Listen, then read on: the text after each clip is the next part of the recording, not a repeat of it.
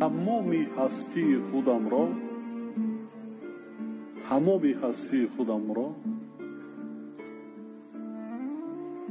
انا برای همین مردم، برای همین سرزمین، برای همین دولت اجدادی، برای خوشبختی همین مردم، آبادی و پیشرفت همین مردم، باز هم در عرصه بین المللی برداشتنی انا همین دولت تاجیکان بخشیدم. حالا قرقیز تسلیم شد. نه قرقیز تسلیم شد. mana arqa bayroqi tojikiston zadim mana. نگاه کن بچه ها.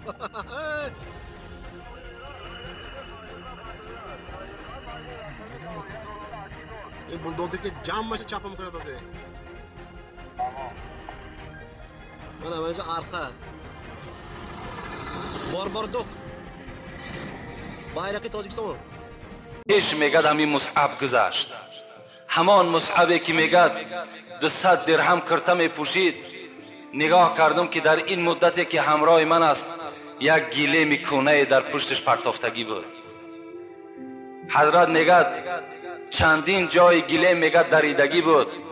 نگاه میکردم که به حضور نمایان بود که حضرت یا شکمش گرسنه بود میگد یا حلقش تشنه بود. میگه از پیش من گذشت. دیگر میگه من طاقت نکردم، ایمانداری مصعب را که دیدم میگد دیگر گریان شدم. رسول اکرم میگوید وقتی میگد اندک روز از بین گذشت به ناگاه اعلان جنگ شد که فردا یک قبیله با شما اعلان جنگ دارد. رسول الله همه صحابه ها را میگه خبر کردم. فردا میگه به میدان جنگ وقتی که در آمدیم بیرق میگه مصعب گرفت. این بیرق برداشتن البته کاری خیلی یک آدمی به غیرت در کار است که بیرق بردارد. بیرق برداری این نشانش همین است که یعنی دل مسلمان ها را باز قوت زیادتر میکند، روحیه مسلمان را به قوت میکند. میگه نگاه کردم که همان بیرق در دستش است و میگه بی نهایت جنگاوری میکرد. به ناگاه میگه همان دستی که بیرق داشت میگه از دست یک مشرک زده شد. لکن میگه مصعب ایمانی که کاملی که در وجودش جوش میزد در دست دیگریش میگه بیرق داشت و پیش میرفت تا که مردم مسلمان میگه روحیش نافتاد و پیش حرکت میکرد. میگه وقتی میگه با پیش میرفتیم نگاه کردیم این دفعه که دست دیگری مصعب میگه زده شد. لکن مصعب خدا رحمت مغفرتش کند، ایمان کامل که بود، اسلام اساسی که در وجودش جوش میزد، حضرت میگه همین دستهای چلاقی که داشت میگه پر از خون در پیش بر میگه همون بیرق داشتگی بود و با پیش میگه با یک صدای پست آواز میداد با پیش میرفتن. و ناگاه میگه رسول الله میگه دیگر جای نبود که ما پشتیبانی مصعب کنم، زیرا که همه احاطه ما مشرکا بود. بنا میگه خنجر میگه در شکم همین مصعب زده شد که میگه بیرق از دست مصعب میگه به زمین زد. من فرمان دادم که یک صحابه بیرق بردارین تا که روحیه مسلمان ها شکسته نشود. میگه بیرق در دست دیگر صحابه زد، میگه بالا برداشتن.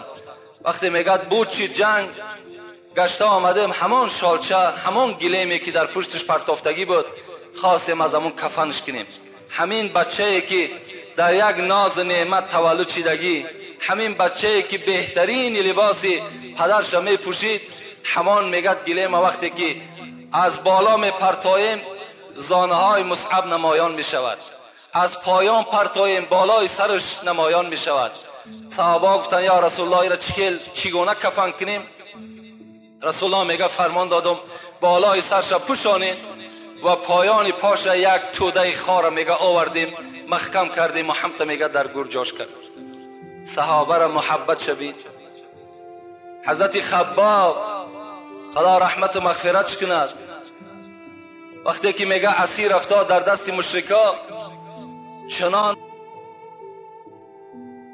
خواب میکرد بیگاه که میشد بر شکم میگرداندند، در جای همون سوختگی به دره میزدند. حتی میگه همون آهنای داشتن گرم کردگی در پشت همین خباب میگذاشت. رسول الله گذر میکرد، قدرتی نداشت. رسول الله گذر میکرد میگو خباب صبر کن، باغی از باغهای جنت صاحبی تو میشود. حضرت میگه دائم همین تا خبردارش میکرد، لیکن هزار شکر که خباب از دست مشرکان میگه کشته نشد. وقتی حضرت عمر میگه دوره های خلافتون بود، خباب پرسان کردم ای خباب تو چگونه عذابها دیدی؟ حضرت میگه کرته را بدر کردن، گفتن بر همین دو شانه من نظر کن خود عذاب معین میشود. حضرت عمر میگه نگاه کردیم در پشت خباب هیچ گوشت دیده نمیشد، همه سوختگی بود، همه سوزاندگی و همه کندگی بود.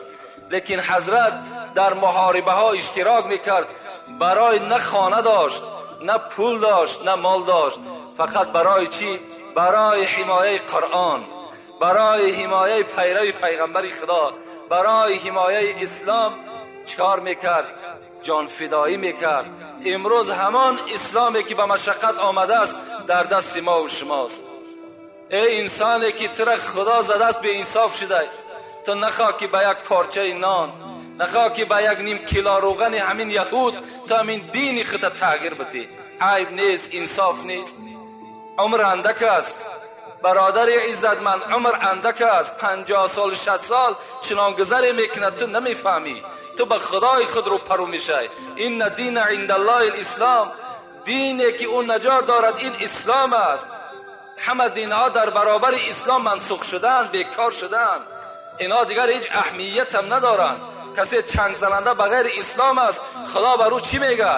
میگوید که لن یقبل منه و هو فی الاخره من الخاسرین.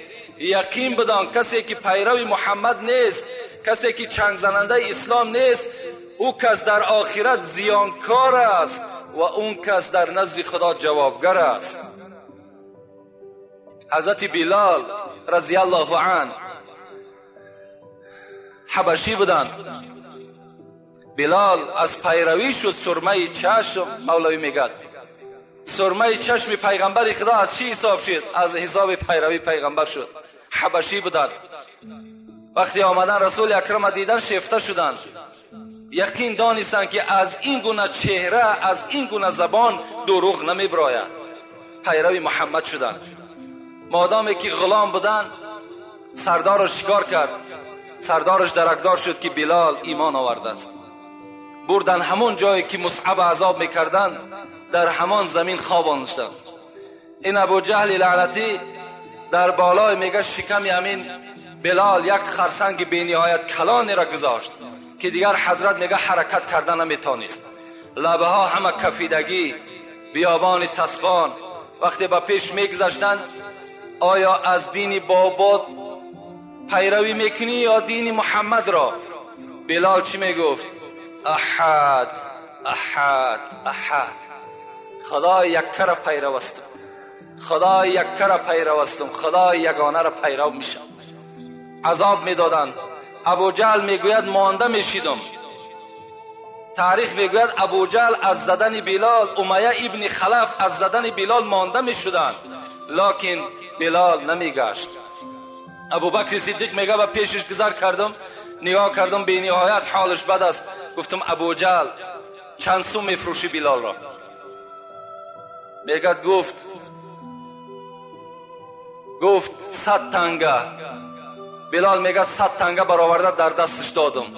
بلال خلاص کردم آوردم نزد رسول اکرم. میگد ابو جهل در تمام شهر آوازه کرد که اگر ابو بکر 1 تنگه میداد من میدادمش در عوضی که مرا 100 تنگه داده است. ابو بکر صدیق اگر تو میدانستی منزلت بلال، اگر تو میدانستی که قدر بلال، تو میدانستی این توحیدی که در وجود بلال است، تو اگر 1 تنگه نه 1000 تنگه میگفتی من میخریدمش. وقتی آوردوش درون وجود بیرون سیاه بود، لکن درون آینه واری سفید بود، همه وجود ایمان بود. رسول اکرم دید که بی نهایت ایماندار است. حضرت اذان در دست بلال داد، دائما اذان میداد. وقتی رسول اکرم میگه در مدینه منوره از دنیا گذشتن، بلال دیگر طاقت نکرد، دیگر طاقت نکرد، ترک کرد، بر همون حبشستان خودش رفت. میگه 1 سال از بین گذشت که پیغمبر خدا را در خواب دید. میگه پیغمبر گفتش بلال این چی ظلم است که در حق ما کردی، بار زیارت نمیای. بلال میگه در خواب گفتمش رسول اکرم من دیگر در مدینه دور دادن نمیتونم، هر وقتایی که قبر مبارک تو را میبینم دیگر من طاقت مدینه دا زندگی کردن نداشتم. میگه مادامی که خواب دید حضرت میگه گشته آمدم به مدینه. وقتی میگه مدینه در آمدم امام حسین که میگه خیلی کلانسال شده بودن مرا گفتن که مثل همون دوره پیغمبری خدا نمیبرای ای بلال یک بار دیگر اذان بتی.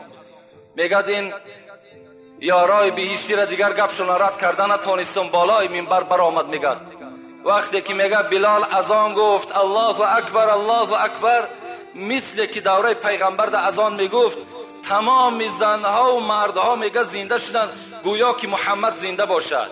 همه میگه از خانه ها بیرون شدن. حضرت میگه رسید اشهد ان لا اله الا الله اشهد ان لا اله الا الله اشهد ان محمدا عبده و رسوله گفتگی ده از حش میگه غلطیدن. نام محمد بر زبان کران میگه حضرت در جاش غلطیدن. وقتی میگه به یک میدانی که شادی آوردنش حضرت علاکه میگه چنان محبت جوش میزد، میگفتن اولاد اجدادش میگفت که وا مصیبتا امروز بلال از بین ما میرود. بلال باشد چی میگو غدا القا محمدا و صحبه، چی خوشی است که فردا محمد با همراهی صحابه هاش زیارت میکنم. چی خوب است که من فردا در جنت با این یارایی که داشتم با اینا ملاقات میکنم. با همین شیرینی محبت پیغمبری خدا تلخی جان حضرت میگه دیگر هیچ حس نکردن. بین محبت صحابه ها را بین. محبت صحابه دیگر به نام هلال بود. شاید شنیده باشین، من با شما پیوسته این محبت صحابه ها را میگم، بعداً محبت خودتان با محبت صحابه مقایسه کنین. رسول اکرم میگه ما جمع یک جایه میگه در مسجد نشسته بودیم، اطراف من میگه پر از صحابه ها بود. به ناگاه میگه گفتم ای یاران من، ای همنشینان من، الحال از دروازه مسجد کسی داخل می شود که جنت مشتاق اوست. صحابه در حیرت ماندند که آدم جنتی را در دنیا چهرهش بینیم کی باشد. همه میگه خیستند نزد دروازه رهسپار شدند. لیکن رسول اکرم گفت ای صحابه ها، گفت دوستان خدا را شناخته نمی شود. آن کسی که الحال واردی مسجد می شود که مشتاق جنت مشتاق اوست، شما او را نمی شناسید. صحابه میگه گشته آمدن در اطراف پیغمبر مثل پروانه نشستند. به ناگاه میگه یک مرد در آمد، قد دراز داشت و سیاه‌پوست بود. این بلال نبود، این هلال بود. به نزدیک رسول اکرم آمد، با پیغمبر خدا میگه سلام کرد، در پیش پیغمبر خدا نشست. رسول الله میگه وقتی من نظر به چهره هلال کردم چشمهاش میگه در قعر سرش رفته بود از گشنگی. میگه گفتم هلال اگر اجازت باشد طعام برای تو مهیا کنم تا که افطار کنیم. میگه هلال گفت پیغمبر خدا من نظر کردم که اگر با پیغمبر خدا ملاقاتی شوم 3 روز روزه میگیرم. امروز که خدا مرا نصیب دیدار تو کرده است من 3 روز روزه میگیرم. رسول الله میگه گشته گو هلال وقتی که بعد 3 روز روزه تا میشکای در حق محمد دعا کن. هلال میگه گشته گفتن یا رسول الله شما نجات یابنده هم در دنیا و هم در آخرت هستین، شما آفتاب هم دنیا و هم آخرت هستین، شما دعای هلال ده هیچ احتیاجم ندارین. چگونه ای که عمر میگوید من وقتی که مکه مکرمه میگه فتح شد، اسلام وقتی غلبه کرد در مکه مکرمه، من اراده کردم که رفته یک عمره کنم در خانه کعبه. پیغمبر خدا میگه به جانب من گشت گفت عمر اشرکنا بشیء من دعائک ولا تنسنا. عمر وقتی تو عمره میکنی و عمره را بود میکنی یعنی حج بود میکنی، محمد را فراموش نکن، در دعات مرا وابسته بکن، در حق من دعا کن. عمر میگه وقتی این سخن من از زبان رسول اکرم شنیدم، برای من دیگر دنیا و آنچه که در دنیا بود مثل این کلمه مرا خشنود نکرد که محمد از عمر دعا طلب میکند. هلالم همچنان از پیغمبر خدا گفتن شما احتیاجی دعا ندارین ای پیغمبر خدا، لکن خدا داناست که آیا این 3 روز دیگر من حیا دارم یا ندارم. میگه از نزد رسول اکرم بیرون شدن. از بین میگه چند روز، شاید 1 روز، شاید 2 روز گذشت که حضرت جبرائیل میگه پایان شد. گو یا رسول الله هلال از دنیا گذشت، هلال از دنیا گذشت. خداوند بر تو امر میکند که تکفین و تجهیز هلال خود به دست خود بکن. رسول الله میگه گشته گفتم جبرائیل چرا تو شتابان هستی؟ چرا سراسیمه هستی؟ گو خداوند بر من امر کرد که رسول اکرم بر فوت هلال خبر بده و بعدا رفته سری بلال بالای زانوی خود بگذار، زیرا در جای وفات کرده است که بالای سری و پر از پشه است، من مگسرانی میکنم. حضرت رسول اکرم میگه حیرت دماندن و پرسیدن که یا جبرائیل هلال در کجا از دنیا گذشت؟ گفت در خانه مغیره، غلام مغیره است، در خانه مغیره از دنیا گذشته است. رسول الله میگه به جانب صحابه گشت و گفت ای اهل اصحاب، همان جوانی که داخل مسجد شده بود و ما گفتیم که جنت مشتاق اوست، امروز جنت به این آرزوی خود نائل شد، هلال از دنیا گذشت. خدای من بر من امر میکند که تکفین و تجهیز او را و غسل او را به دست خود کن. یک جای خانه مغیره میریم. صحابه میگه یک جای خیستیم،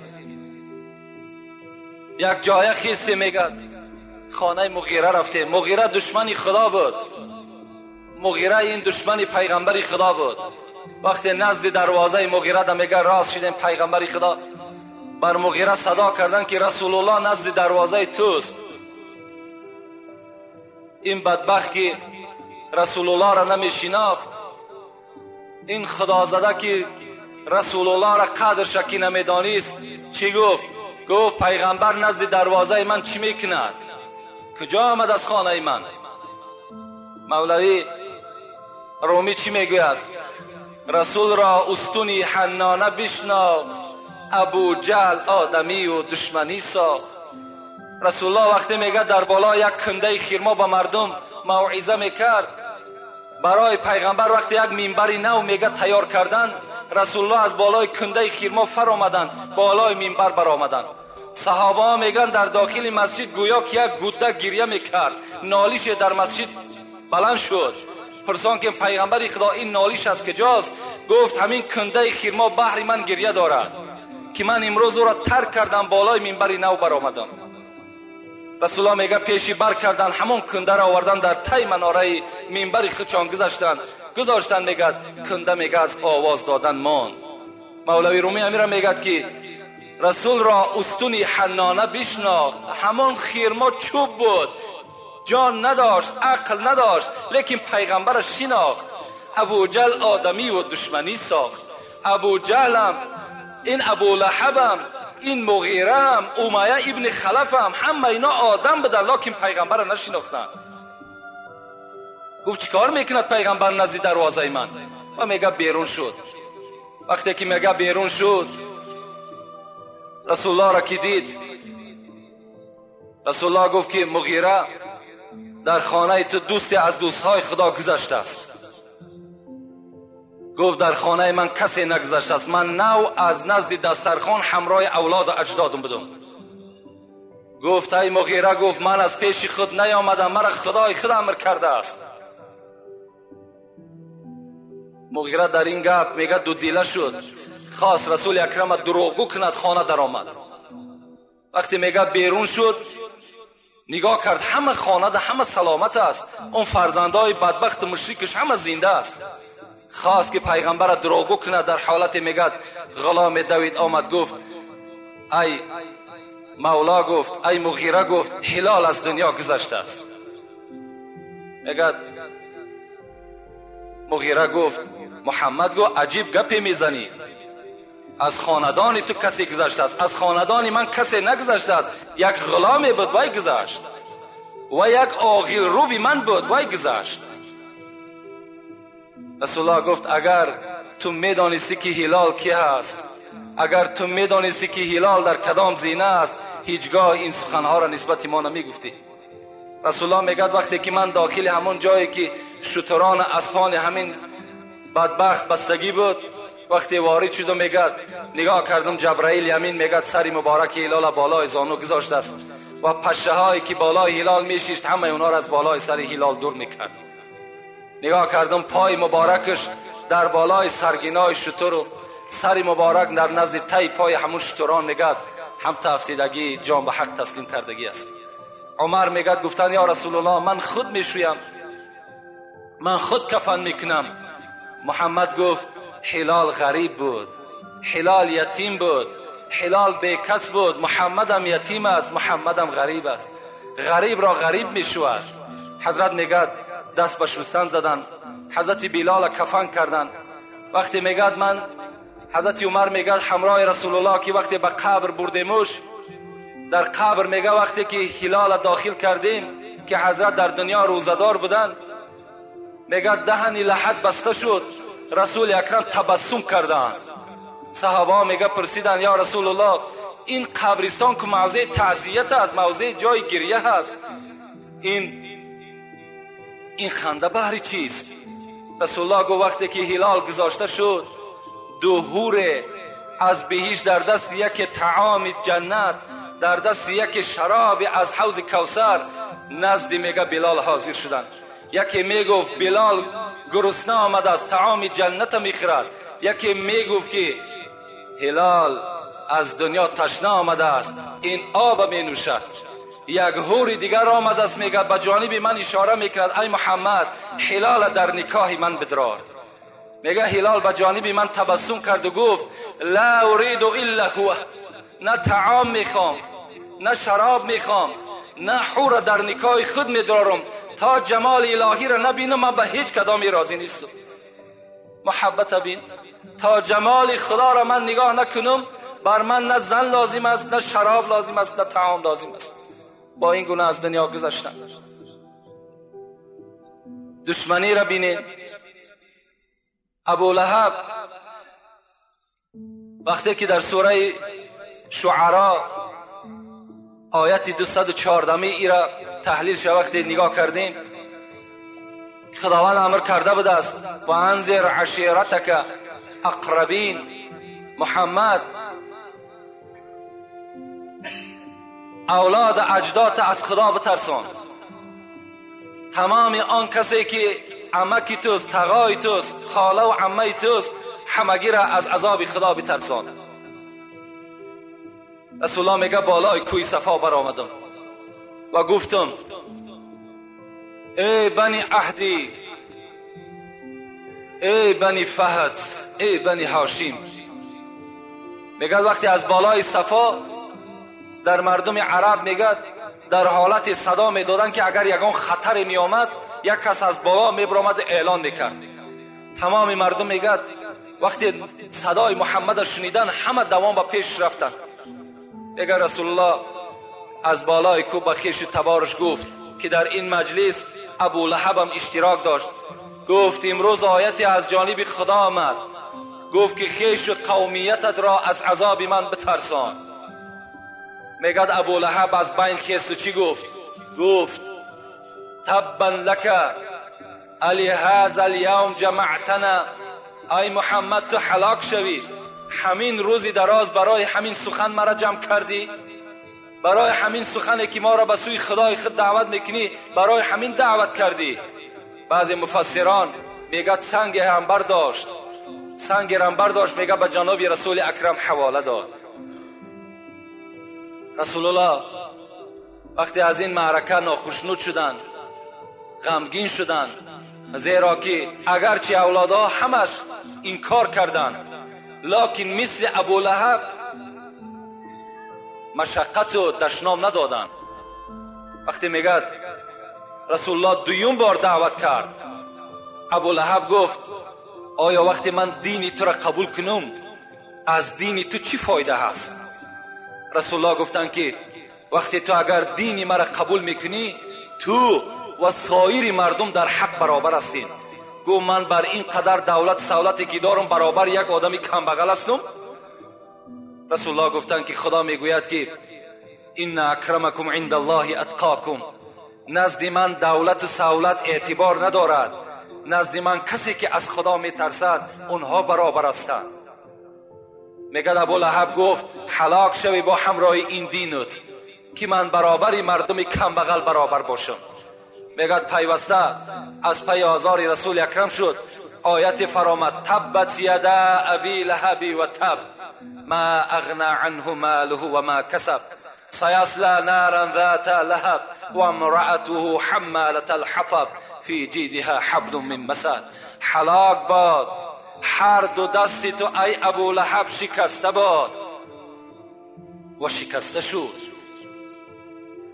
وقتی این آیت آمد ام جمیله که زن این ابولهب بود که کارش میگد حمالة الحطب فی جیدها حبل من مسد، در گردن یک ریسمانی داشت، میگد کارش حیزم کشی بود، فقط خار میکشید، نزد دروازه پیغمبر و نزد در مسجد میپاشید تا که مسلمان ها آزار بیابند.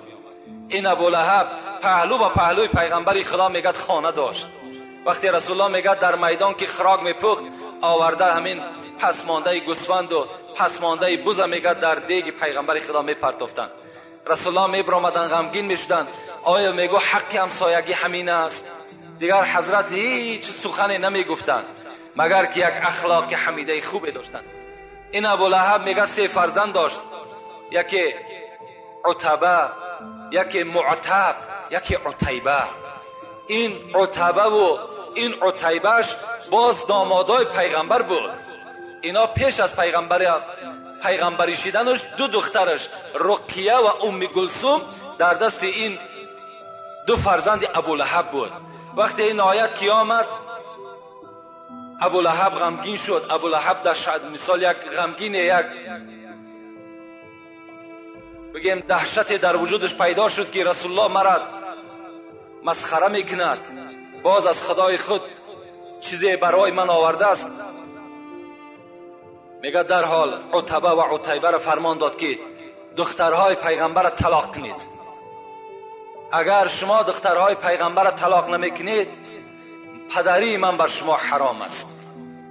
این عتبه و معتبش بعد فتح مکه باز ایمان به پیغمبر آوردند، لکن عتیبهش به زمانی که دختر پیغمبر که رقیهش در دستش بود طلاق داد، باز چیکار کرد؟ گفت پدر گفت من رفته گفت پیغمبر خدا را اذیت میتم. پدرش اجازت داد، مرحمت گفت رفته اذیت شده. آمد میگه در پیش پیغمبر دختر پیغمبر را طلاق داد و گفت که ای محمد، گفت من آیت اذا نجم الهوا الذي اذا تدلى را انکار میکنم. این آیت چی است؟ پیغمبر خدا میگه ستاره ها، خداوند قسم خورده است با ستاره هایی که در آسمان است. بعضی مفسران میگه برای چی خداوند با ستاره ها قسم خورد؟ میگه برای که عدد ستاره نامعین است. دوم این که به نهایت حرکت کلان دارند و هر یک ستاره آسمان چندین برابر از زمین کلان است. برای قدرت خودش خداوند قسم خورد. الذی اذا تدلی، پیغمبر خدا گفته بود که به نزد من جبرائیل میفراید، بر من وحی میارد. این عتیبه گفت که من با آن ستاره هایی که خدای تو قسم میخورد و با این جبرائیلی که تو میگوی من انکار میکنم، اینا را باور نمیکنم. باز بازم این چیکار کرد؟ میگه دهنش میگه پر از خطوف کرد و با پیغمبر خدا حواله کرد. توف به اندام پیغمبر پرتافت. صاحب قرطبی میگه هزارها شکر که میگه این توف بدبخت در چهره پیغمبر خدا نافتید. لیکن پیغمبر خدا چی گفت؟ دست برداشت گفت اللهم سلط علیه کلبا من کلابک. خدایا گفت این بدبخت، این روسیا را به سگ از سگهای خودت گفت مبتلاش بساز. ابولهب همراه 3 فرزندش دائم که تجارت میکرد به شهر سوریه میرفت. هر 3 فرزنداش قطعی میگد رهسپار شد، به شهر شام رسیدند. در یک دهه میگه قرار گرفتند. مردم این دهه آمد گفت در اینجا شیرها بسیار است، آدم ها را شکار میکنند، خوب میشد که از اینجا دورتر میرفتیم. ابولهب گفت من فرزند خدمت در بین شترها میخوابانم و عسکر در اطرافش میمانم، هیچ کس بر این زیان زلال داده نمیتواند. لیکن وقتی که خدا خواسته باشد، وقتی که قدرت خداوندی که بالای کسی نرفته باشد، اگر در داخل قصر باشد که به منزله سوزن سوراخی نداشته باشد، حکم خدا اونجا داخل می شود. میگه در بین خوابید همان سگی که از سگهای خدا را پیغمبر دعا کرده بود، شیر از شیرها میگه پیدا شد و میگه با بالای شترها میگه قدم میزد، شتر میگه از جاش نمی جنبید. آمد میگه بو میکشید، هر عسکر بو میکشید. به ناگاه میگه به راس عتیبه رسید. بر زمان میگه از گلوی این بدبخت میگه داشت و میگه پاره پارش کرد. سحر میخیزند این بدبخت در چه حالت میبینند؟ در حالتی که دعای پیغمبر خدا در حق این ناکس تأثیر کرده بود. دشمنی هم جزای خودش میگیرد. راه بد مرو که بد افتی، چاه در راه مکن که خود افتی. البته هر کسی که برای اسلام، برای قدر پیغمبرش، برای قدر یک عالم پس کردن میخواهد، انشاءالله البته ما به خود یک خدای داریم، یک خدای داریم که قصاص همه ما را از ظالمای ما میگیرد. هر کی با شمع خدا سازد پفو، کسی میخواهد که این شمع، این قرآن، این نور اسلام خاموش کند. رومی چی میگد؟ هر کی با شمع خدا سازد پفو، شمع کی میرد بسوزد پوزی او.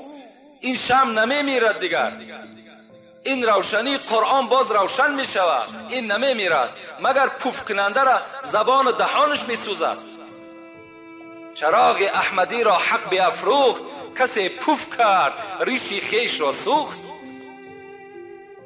این بود مختصراً از حیات محبت صحابه های پیغمبر با پیغمبر خدا و از حیات دشمنهای پیغمبر خدا که مناسبت پیغمبر چی دشمنی ها کردن و چی جزاها دیدن. البته ما و شما شنیدیم. کاری کنیم که ما و شما امت نوگی زبانی نشیم. کاری کنیم که هر یک زمان ایمان ما عوض نکنیم. بر سر بنده مومن مصیبت ها و مشکلات ها هر زیلش بسیار می آید. ما و شما صبر کننده باشیم. با اندک مصیبتی که بالامون می آید در حال شکست دل نشیم، بلکه چیکار کنیم تا چند محبت ما و شما قویتر زیادتر در دل ما و شما شود. زیرا رسول الله خود گفتند مصیبت اول به سینه پیغمبرها، بعد بر عالمها، بعد بر اولیاها، بعد به جمیع مردم آمده میرسد. رسول الله را وقتی میگد ایمان می آوردن چی میگفتن؟ میگفتن مادامی بر من ایمان آوردی دروازه فقر برای تو گشاده می شود.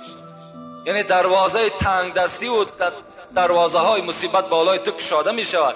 تو چیکار نکن شکست دل نشه. و آخر دعوانا ان الحمد لله رب العالمین. پروردگارا محبت پیغمبر خدا را در دل همه ما بندگانت زیادتر بساز. خدای مهربان، فردای قیامت که خود وعده کرده ای ولسوف یعطیک ربک فترضی، ای محمد زود است که من تو را بیرق شفاعت میتم تا آن زمانی که اگر تو از من راضی نشوی من بیرق شفاعت را از دست تو نمیگیرم. خدایا از این شفاعت پیغمبرت اهل این امتات برخوردار بساز. خدای مهربان روز به روز، ساعت به ساعت، دقیقه به دقیقه امت رسول اکرم در روی دنیا صفش زیادتر بساز. ربنا افتح بیننا و بین قومنا بالحق و انت خیر الفاتحین. السلام علیکم و رحمت الله و برکاته. برادرانی که در اینجا خیر احسان ها کردن، خدای خیر احسان ها را به درگاهش مقبول بسازد. مرادها و مطلوب هایی که دارن برآورده خیر، بیماری هایی که دارن خدای با بیماری های شفای کامل، شفای عاجل نصیب و روزی کند. یکی از بیماری ها اینجا بابای شفیع که محله ما چندین سال از بیمار است، نشستگی است. خدای شفای کامل و شفای عاجل این بنده هم نصیب و روزی بسازی. گذشتگانی که از ما و شما گذشتن از این